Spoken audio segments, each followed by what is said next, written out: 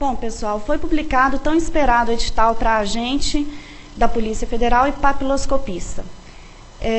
Eu vou tecer alguns comentários sobre o programa. O programa é o mesmo para agente e papiloscopista, o edital é idêntico no que tange ao direito administrativo. E o edital para escrivão e perito, que não deve tardar muito em ser publicado, também deve ser igual para os dois, deve ser idêntico para os dois, ok?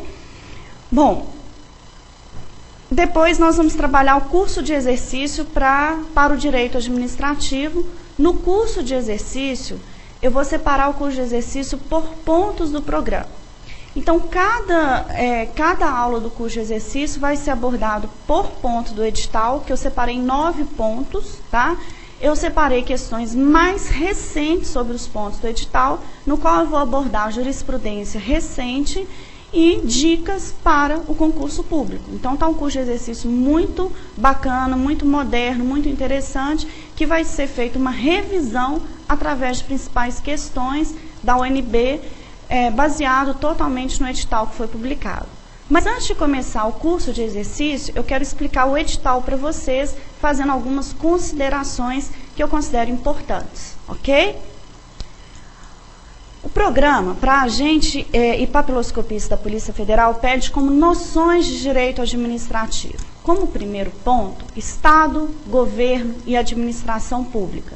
Conceitos, elementos, poderes e organização, natureza, fins e princípios.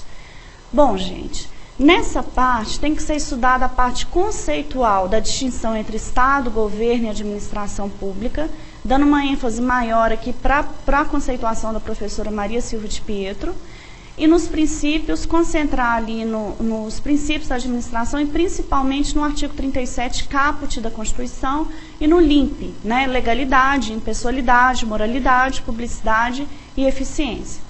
Também deve ser estudada a teoria do abuso de poder, desvio de poder e excesso de poder.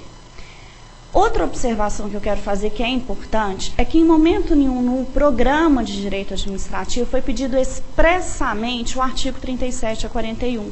E nem no programa de direito constitucional nós encontramos esse ponto. Então, eu não tenho aqui aquela parte extensa do direito administrativo de classificação de agentes públicos, servidores públicos, o que foi cobrado, que a gente já vai ver aqui, é a 8.112. Mas não está expresso aqui o artigo 37 a 41. Porém, alguns pontos do artigo 37 a 41 devem ser estudados porque eles estão implícitos em outros pontos do programa. Então, o primeiro deles que eu chamo a atenção é o artigo 37 caput, que está aqui inserido no item princípios do primeiro ponto do programa. Esse artigo vocês devem ler, tá ok? Também chama atenção para o artigo 37, parágrafo 1º da Constituição, que está muito relacionado aqui ao princípio da impessoalidade, tá? O segundo é a organização administrativa da União, administração direta e indireta. Não foi pedido aqui administração delegada, que são as concessionárias, permissionárias e autorizatárias. Nem está sendo cobrada a classificação de serviços públicos. O edital está muito claro que ele quer administração direta e indireta. Agora, aqui vocês devem ler o artigo 37, inciso 19 e 20 da Constituição Federal. O artigo 37, parágrafo 8º, que trata da figura do contrato de gestão. O artigo 173, que enuncia sobre sociedade de economia mista e empresa pública. E o artigo 175 da Constituição Federal, tá? Também recomendo que vocês estudem o conceito de agência reguladora, agência executiva, entidades paraestatais e a conceituação de autarquia, fundação, empresa pública e sociedade de economia mista. Então, são pontos que estão dentro desse programa aqui, ok? Mas não precisa aprofundar em parceria público-privada, concessão, permissão, autorização, porque não poderia ser cobrado de acordo com esse programa, tá? O terceiro ponto é a Lei 8.112, que está inteira dentro do edital. Então, pode ser cobrado qualquer artigo da 8.112. Licitação, o edital está claro.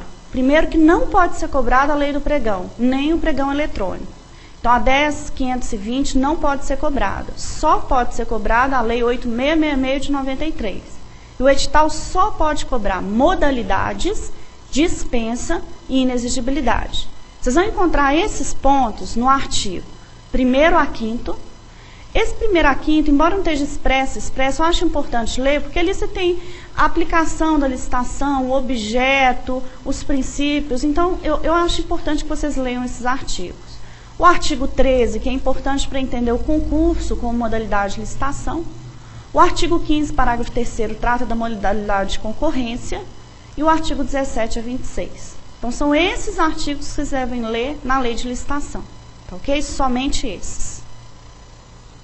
Controle e responsabilização da administração, controle administrativo, controle judicial, controle legislativo.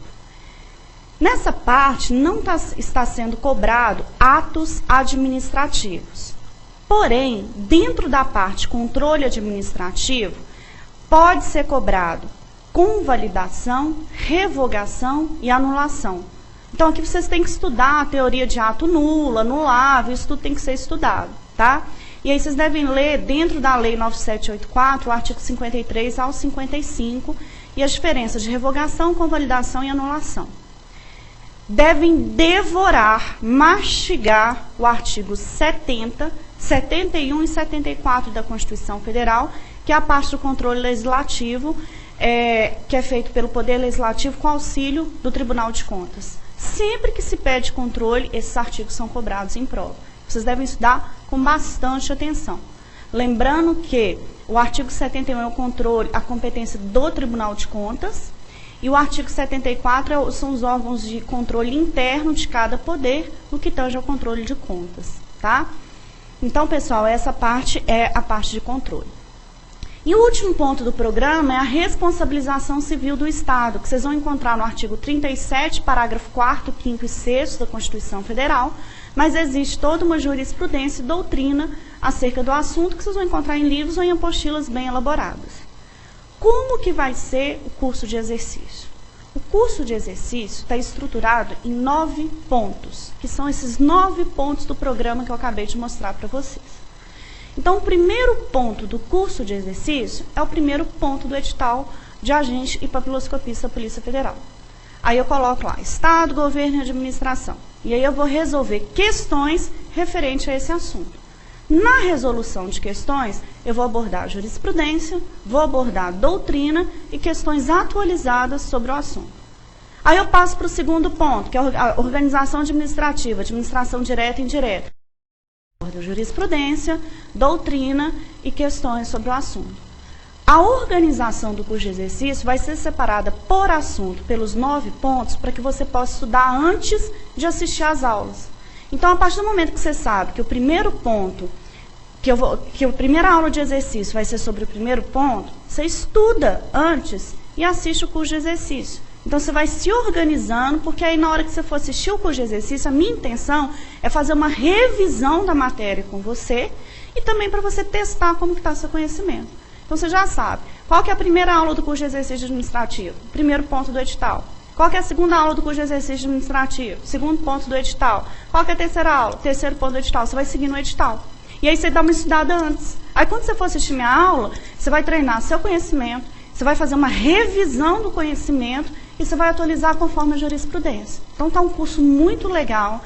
Eu estou fazendo uma atualização em relação à jurisprudência nova e questões extremamente atualizadas da UNB da CESP, questões escolhidas a dedo para vocês. Então, é um curso que vale a pena assistir, tá? Então, eu conto com vocês no curso de exercício. Nós vamos começar agora, a partir do primeiro ponto.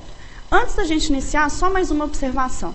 Como eu disse, não tem um artigo 37 e 41 expressamente previsto, mas tem alguns artigos que vocês devem ler, porque eles estão implicitamente previstos no programa. Só para ratificar esse posicionamento, quando a gente pega o programa de direito constitucional, vejam que também não aparece um programa de direito constitucional, que tem direitos e garantias fundamentais, poder executivo, defesa do Estado e das instituições democráticas e ordem social. Mas em momento nenhum aparece aqui da administração pública, artigo 37 a 41. Então, basta focar nos artigos que eu enunciei para vocês dentro do programa que foi supracitado. Outra observação que eu quero fazer em relação ao edital é o seguinte: O item 19.34 enuncia que as alterações de legislação com entrada em vigor antes da data de publicação deste edital serão objeto de avaliação, ainda que não mencionados nos objetos de avaliação constantes do anexo 1 deste edital. Então, alterações de legislação antes da publicação do edital podem cair na prova. Porém, legislação com entrada em vigor após a data de publicação deste edital, bem como as alterações em dispositivos legais normativos a ele posteriores, não serão objeto de avaliação, salvo se listado nos objetos de avaliação constantes no anexo 1 deste edital. Então, alterações posteriores ao edital, via de regra, não podem ser cobradas na prova, a não ser que esteja expressamente previsto no edital.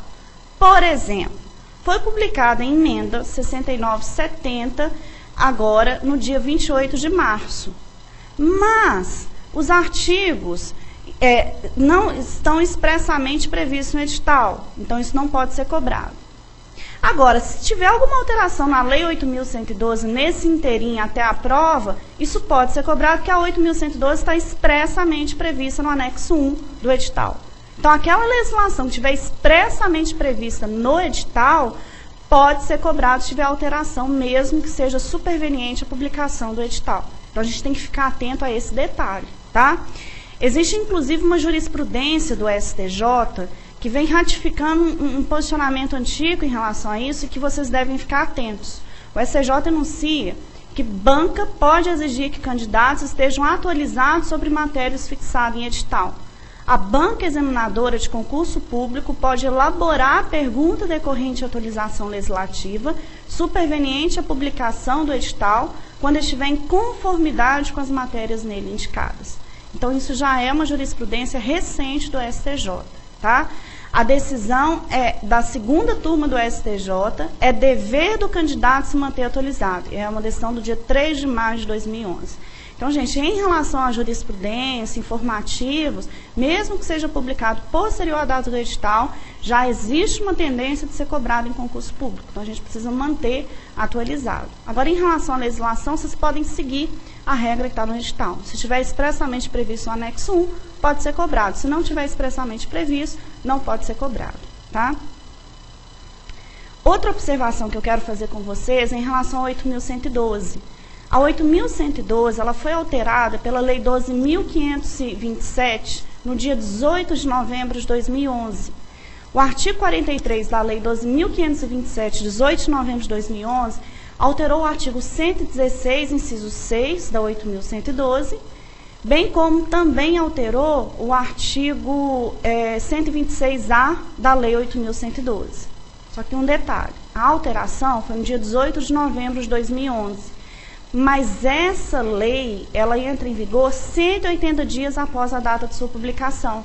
Então, essa alteração vai ter vigência a partir do dia 18 de maio de 2011, tá? Então, a princípio, ela não vai alterar o programa de vocês. Vocês só devem ficar atentos para provas aí futuras que vocês vierem a fazer. Então, para essa prova, especificamente de agente de papiloscopia, vocês não devem se preocupar, mas futuramente vocês devem ficar atentos que é uma alteração que já está aí feita, mas com vigência a partir do dia 18 de maio de 2011, ok? 2012, de 2012.